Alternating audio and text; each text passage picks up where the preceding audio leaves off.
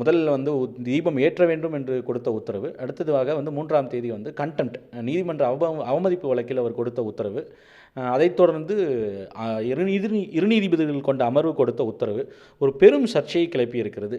இது குறித்து உங்களுடைய பார்வை என்ன சார்? அந்த 1ஆம் தேதி தீர்ப்பே அவசர கதியில் கொடுக்கப்பட்டது. இங்கே இந்த மலையில் இன்னொரு விசேஷம் என்னென்னா, திருப்பரங்குன்றம் மலையில் ஒரு பகுதியில் ஒரு மசூதி, தர்கா, நெல்லித்தோப்புன்ற பகுதி அவர்களுக்கு சொந்தம் என்பது வந்து லண்டனில் இருக்கக்கூடிய பிரிவி கவுன்சில் வரைக்கும் போய் 1920 வருடங்களில் ஒட்டி போய் தீர்ப்பாகிருக்கு. அது எல்லோரும் ஒத்துக்கிறாங்க, நீதிமன்றம் உட்பட. அப்போது அதுக்கு பக்கத்தில் ஏற்றணுன்றது தான்.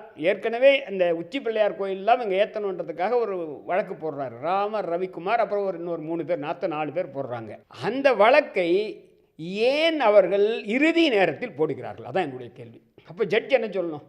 ஏன்ப்பா முதல்ல ஒரு புது கோரிக்கை வைக்கிற, இது ரொம்ப முக்கியமான பிரச்சனையாக இருக்குது, அடுத்த வருஷம் பார்த்துக்கலாம், நான் இப்போ விசாரிக்கிறேன்.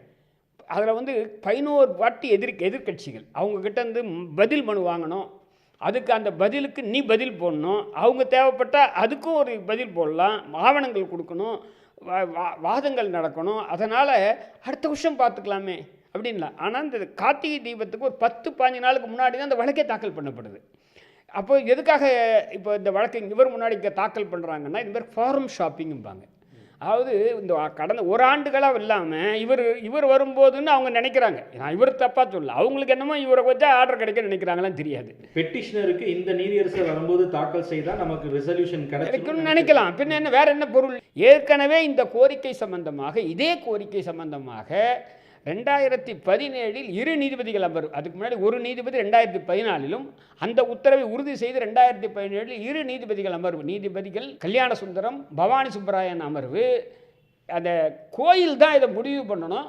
அதை கோயிலில் வழக்கமாக ஏற்றுற இடத்துல தான் ஏற்றணும், வேறு இடத்துல ஏற்ற முடியாது. ஏன்னா கோயில் நிர்வாகம் தான் அதை முடிவு பண்ணணும், வேறு யாரும் இதில் முடிவு பண்ண முடியாது அப்படின்றத அவங்க ஏற்கனவே சொல்லிட்டாங்க.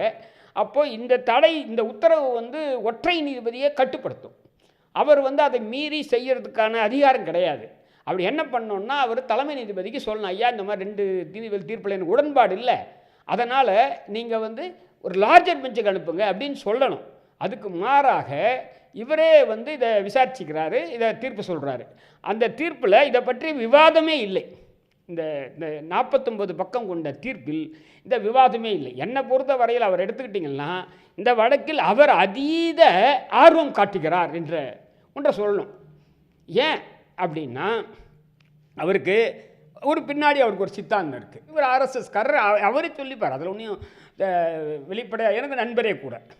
அப்போது நீதிபதியான உடனே அவருடைய சித்தாந்தத்தை கழட்டி வச்சிடணும்.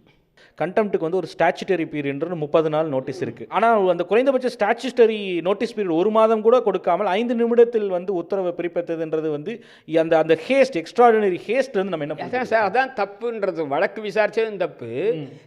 எந்த இந்த உத்தரவு சம்மந்தமாக இதை ஒரு 2-3 உதாரணம் நான் சொல்கிறேங்க. இப்போ நம்ம வந்து உச்சநீதிமன்றம் பல முறை உத்தரவு போடுது, காவேரியில் தண்ணி திறந்து விடுன்ட்டு. அது உச்சநீதிமன்றம் என்ன உத்தரவு போட்டாலும் திறந்து விட மாட்டேன்னு அந்த யார் பிஜேபி அரசு சொல்கிறாங்க, காங்கிரஸ் அரசு சொல்கிறாங்க, எல்லா பயிலும் சொல்கிறான். என்னங்க கண்டெம்ப்ட்னு எடுத்திருக்காங்களா? ஏன் உச்சநீதிமன்றம் தெரியாதா? அப்போது இந்த மாதிரி பிரச்சனைகள் அப்படிலாம் தடாலடியாக செயல்பட முடியாது. உடனே கூப்பிட்டு யார் ஹோம் செக்ரட்டரியா, அது நீர்வளத்துறை செக்ரட்டரியா, இல்லை மந்திரியா, உன்னை ஜெயிலுக்கு அனுப்பு. அதெல்லாம் இது ஒன்றும் வேலைக்கு ஆகிறது இல்லை. அதை விட்டுருங்க. இப்போ சபரிமலை தீர்ப்பு வந்திருக்கு. அந்த சபரிமலை தீர்ப்பு இன்னும் தடலாம் செய்யப்படல. ஆனால் நம்ம அமித்ஷா இருக்கார், அவர் சொல்கிறாரு இந்த தீர்ப்பை அமல்படுத்தக்கூடாது. ஒன்றிய உள்துறை அவர் சொல்கிறார், உறுதியாக சொல்கிறாரு, அது அமல்படுத்தக்கூடாத தீர்ப்பு, அமல்படுத்த முடியாத தீர்ப்பு அப்படின்றத தெளிவாக சொல்கிறாரு. அப்போ அதனால் அங்கே அந்த தீர்ப்பின்படி பெண்கள்லாம் போக முடியாது. இன்றைக்கி அப்படிக்கண்டி போனால் நாளைக்கு வந்து அங்கே சிபிஎம் அரசு இருக்கக்கூட செய்யாது. அப்போது இதுதான் நடைமுறையில் இருக்குது. அப்போ இதை என்ன பண்ணோம்? அங்கே அதே மாதிரி குறைஞ்சபட்சம் இவர் வந்து கண்டெம்ப்ட் எடுக்கலாம். அவர் உத்தரவு போடுறாரு, அது 3ஆம் தேதி நீங்கள் நடைமுறைப்படுத்தலை.